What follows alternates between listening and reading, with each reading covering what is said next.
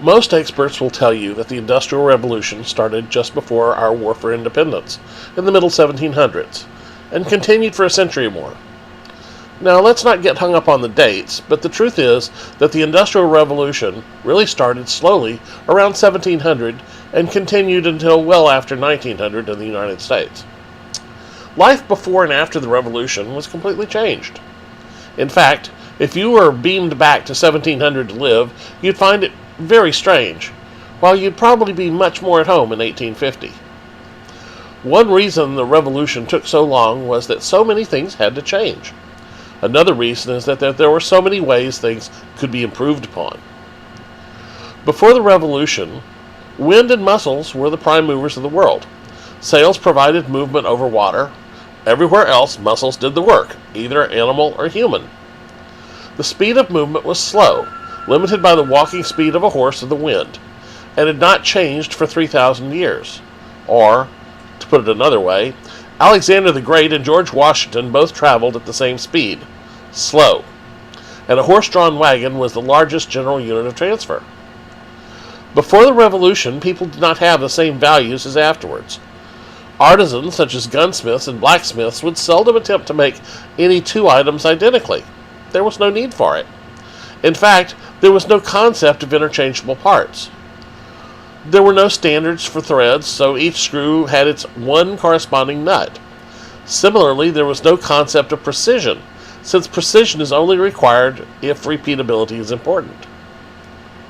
So let's take a mental trip back in time to the mid-1600s. The first East Coast colonies were thriving in the New World, but the society was definitely not industrial yet. In England, the use of metals and coal had spurred the mining industry. Mines were going deeper, and this meant trouble with water seeping into the mines from the surface. Some mines even extended under the beaches and out underneath the ocean. Now, removing the water from the mines became as big a problem as digging the ore in some cases. And the deeper the mine, the more water came in. At first, buckets were used, but that didn't work very well. Next, simple hand pumps were placed on the surface, but they could only reach down about 30 feet. And I'm not going to go into why that's the case, but you should know why a pump can't pull water up more than about 30 feet. Mines quickly became deeper than 30 feet and needed a better solution. Horses, oxen, and mules were used to power all manner of creative designs to bring water up out of mines. But this was a slow, expensive, and wholly unsatisfactory solution. Then along came Thomas Savery. In 1698, he invented a machine that allowed steam to move large amounts of water out of deep mines. Many will argue this was the first steam engine, but I'll let you decide. Savery's machine was driven by a boiler and required a human to operate it by a series of controls. Imagine a large, empty, sealed tank. Place a valve on the bottom and extend the pipe down into the water below. Steam would then be admitted to the tank from the boiler until it began to bubble out of the bottom pipe, at which point in time the boiler feed would be stopped. The steam in the tank would cool and would convert back to water. Now, that would mean that its volume would decrease, and therefore you'd have a partial vacuum in the tank. This would suck water up the feed pipe and into the tank, the same as if you were sipping on a soda straw. The operator would then close the bottom valve, locking the water into the tank, and open a second valve on the bottom of the tank, which was piped to the surface. Then the boiler connection would be reopened, admitting steam into the tank and using the pressure of the steam to push the water out of the tank and up to the surface. Now, this pump could move huge amounts of water, and it required nothing more than a fire and a human to move the levers. One machine could perform the same job as several horses at a tiny fraction of the cost, especially if this was keeping water out of a coal mine where coal was really cheap. much cheaper than horse feed. Now, Savery's invention was crude, but its implementation was worse. That was a function of the day and the time. See, there was no way to build strong boilers in that day because no one had ever needed them before. Even the low pressures of Savery's pump were often strains on the pipes and the valves available in that era. Savery's machines were inefficient, prone to break, and also known to explode, killing people. It's also important to realize that since Savery's pump used a vacuum to suck in water, the pump needed to be no more than 30 feet above the water level, just as we mentioned earlier. This often necessitated placing his machines down into the mines. Deeper mines used cascading sets of pumps to move water incrementally toward the surface. How would you like to spend an entire day operating first one lever, then the next lever, then the next lever, and then going back to the first, knowing that if you did it wrong, the machine might explode and kill you, but otherwise you had the monotony of doing the same thing over and over again? Savery's steam pump was revolutionary. It was a machine that did useful, even vital work, yet it did not depend upon the muscles of a mammal. The development of Savery's design quickly hit a limit based upon the technology available to build pumps, and Savery's demands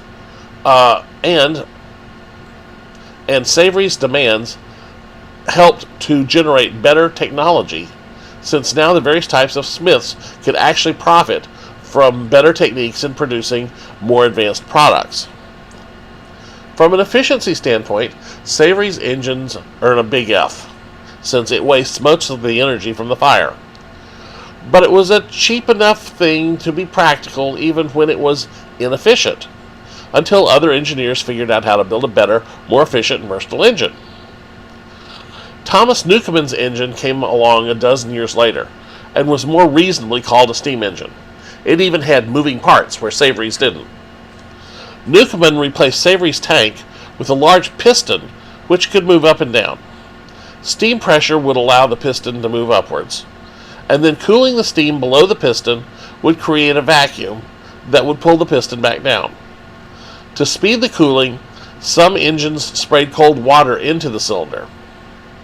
Overhead, a huge walking beam or seesaw type mechanism would reverse the motion so that the power could be sent down into the deep mine to operate a traditional mechanical pump.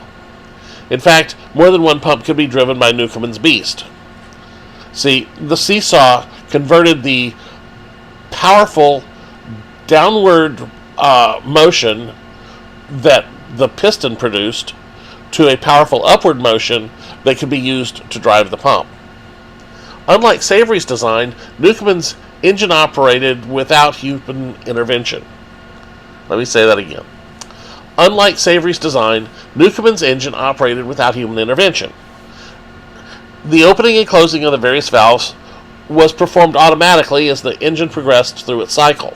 A human was required to keep the boiler full of water and supplied with fuel, but not required for the instantaneous operation. Newcomen's design was so popular that it was used in more than 2,000 mines in the UK alone within the first 50 years. But again, Newcomen's design was only marginally more efficient than Savery's. The heat required to warm the cylinder was lost whenever the steam was condensed to produce a vacuum. But the cylinder would need to be warmed for the next cycle. A huge amount of heat was therefore being wasted. Furthermore, the energy in the steam was not being used well. Finally, this machine was only good for reciprocating motion, or back and forth motion. There was no rotation yet. It took until 1781 for someone to come up with a better way. That person was a Scotsman named James Watt. We name our modern unit of power, the watt, after him. Watt's engines had several key differences. The first was he added a flywheel and a crankshaft so that the vertical reciprocating motion could be converted to rotation.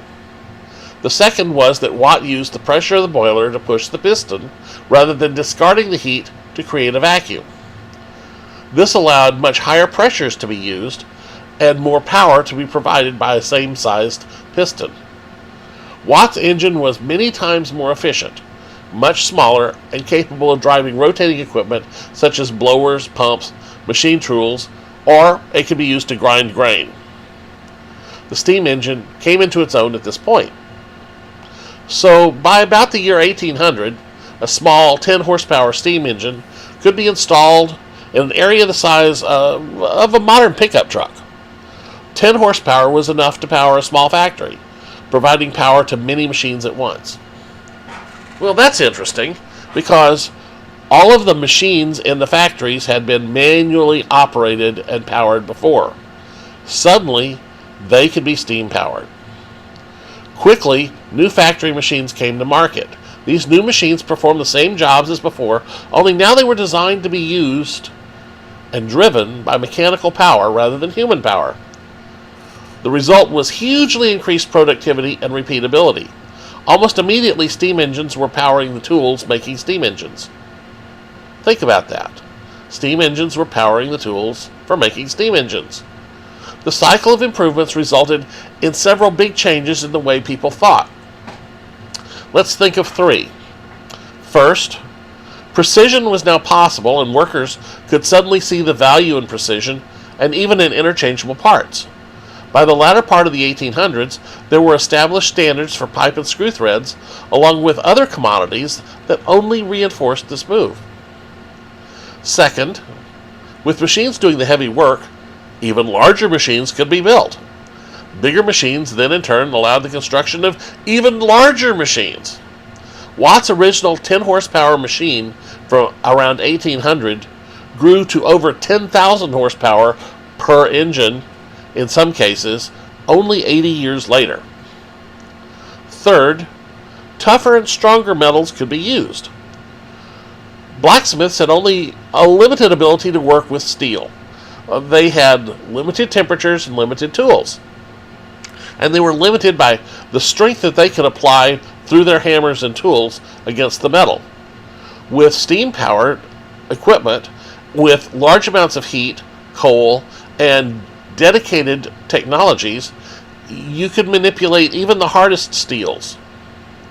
The 1800s saw the development of many types of steel, along with ways to treat it for different uses. Similarly, designs could include many metals, such as bronze for bearings, or babbitt for bearings, lead for weights and counterbalances, etc. And you could take advantage of the specific characteristics of the metals, and that was a good thing. It made the products better. So those are 3 points. It wasn't until the 1840s that railroads began to impact society. Now by that I mean steam railroads. It's hard to underestimate the changes that steam railroads brought about. Railroads went faster than horses. And remember that horses had traveled at the same speed essentially forever. People refer to railroads as conquering time, since in that day people equated distance with time based upon the speed of a horse-drawn carriage. Railroads could also operate around the clock. In 1840, the vast majority of folks were born, lived, and died within a few miles radius, often having never wandered far from home. If one tried hard, 10 to 12 hours of horse travel could move you 50 miles. But then you had to stop. To travel 200 miles or more would take a week, sometimes 2 weeks, depending upon conditions. But a train could maintain speeds of between 10 and 20 miles per hour around the clock.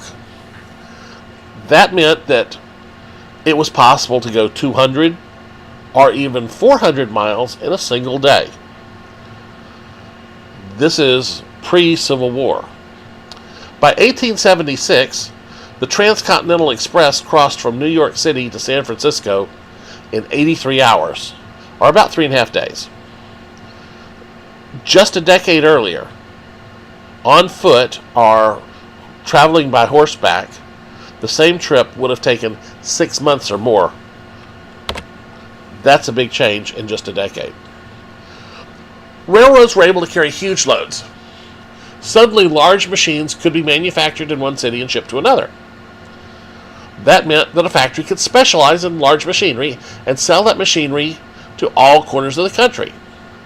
And it meant that those large machines were not custom, but they could be produced in some type of an assembly line, where the interchangeable identical parts became important.